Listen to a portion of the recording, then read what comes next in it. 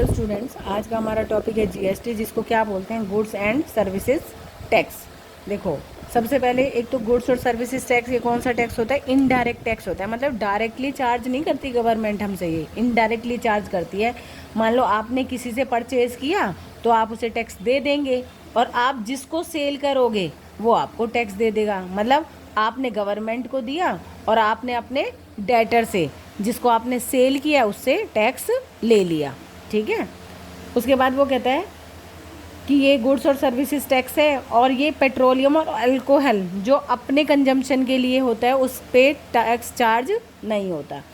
दूसरा वो कहता है ये यूनिटी लाने के लिए होता है, मतलब वन नेशन वन टैक्स। मतलब सब टोटल सारा इंडिया टैक्स भरेगा, जिसको क्या बोलते हैं, जीएसटी को वन नेशन वन टैक्स। वो कहता है ये पार्लियामेंट में पास तो 24 मार्च 2017 में हुआ था, लेकिन इफेक्ट में कब आया था? 1 जुलाई 2017। ये बहुत आता है, 1 जुलाई 2017। ठीक है।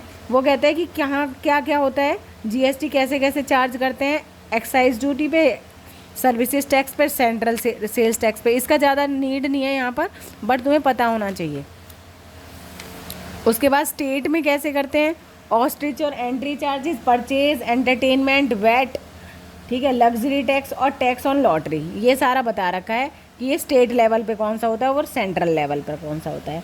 वो कहते हैं जीएसटी, ये वैसे बहुत कम आता है, लेकिन फिर भी 1 मार्क्स में क्वेश्चन पूछ लेता है आपसे कि कौन कौन सी गुड्स पे इंक्लूड, एसेंशियल पर 0% टैक्स लगता है, कॉमन यूज़ आइटम पर आप 5% टैक्स देते हैं, स्टैंडर्ड रेट पे जो भी आइटम्स है स्टैंडर्ड के उन पे 12% देते हैं, मैक्सिमम गुड्स और ऑल सर्विस स्टैंडर्ड 18%, और लग्जरी आइटम सबसे ज़्यादा इस पे, लग्जरी आइटम्स पे 28% टैक्स देते हैं। उसके बाद कहता है कि इम्पोर्टेंट पॉइंट, ये वाली चीज़ें मैं यहीं आपको समझा दूँगी। वो कहता है कि अगर usually GST paid on purchase of goods और सर्विसेज, मतलब आप गुड्स और सर्विसेज पे जब परचेज करते हैं, आप टैक्स पे करते हैं ना, तो वो एसेट होता है। क्यों होता है एसेट? इसका रीज़न है, देखो, मान लो आपने 100 रुपये की चीज़ खरीदी और 10 रुपये उस पर टैक्स दिया, ठीक है, तो कितने की खरीदी? 110 की। ये क्या किया आपने? परचेज। जब इसी गुड्स को आप सेल करेंगे, क्या करेंगे? सेल, तो आप सामने वाले से 110 रुपये ही तो मांगेंगे, 100 तो चीज़ के, और जो 10 रुपये आपने टैक्स पे किया है। तो इसलिए ये क्या है? कॉस्ट नहीं है। क्या नहीं है? कॉस्ट नहीं है, क्योंकि कॉस्ट थोड़ी ना हुई, आप अपनी जेब से थोड़ी ना दे रहे हैं। अगर आपकी जेब से पैसा जा रहा है तो कॉस्ट है, और लेकिन आपने जितना पे किया उतना ही आपने क्या मांग लिया? अपने कंज्यूमर से।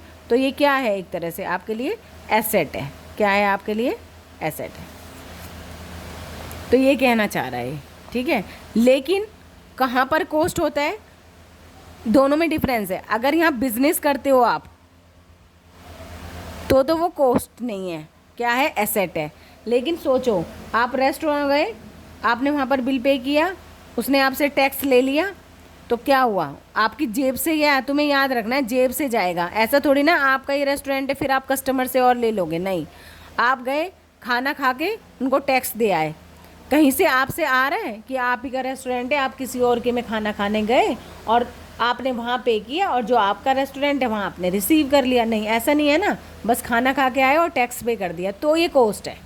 मतलब जहाँ सिर्फ कंज्यूम किया है, कंज्यूम करने के बाद सेल नहीं किया, परचेज़ करने के बाद सेल नहीं किया, सिर्फ कंज्यूम किया है, ठीक है, तो वो क्या है? कॉस्ट है। लेकिन इधर खरीद रहे हो तो दे रहे हो, और सेल कर रहे हो तो उससे मांग रहे हो टैक्स, तो वो कॉस्ट नहीं है, क्योंकि मिल गया ना आपको, तो वो एसेट है। पेमेंट ऑफ हेल्थ इंश्योरेंस, इसके बदले में कुछ दे मिलता थोड़ी ना। ऐसे थोड़ी ना आपने हेल्थ इंश्योरेंस का पैसा दिया फिर आप किसी कस्टमर से मांग लेंगे, नहीं, बदले में कुछ नहीं मांग रहे ना, आप बस पे कर रहे हो। ये सिर्फ एक पेमेंट, जब सिर्फ पेमेंट होती है, रिसीव नहीं होता कुछ भी, तो उसको क्या मानते हैं आप? कॉस्ट।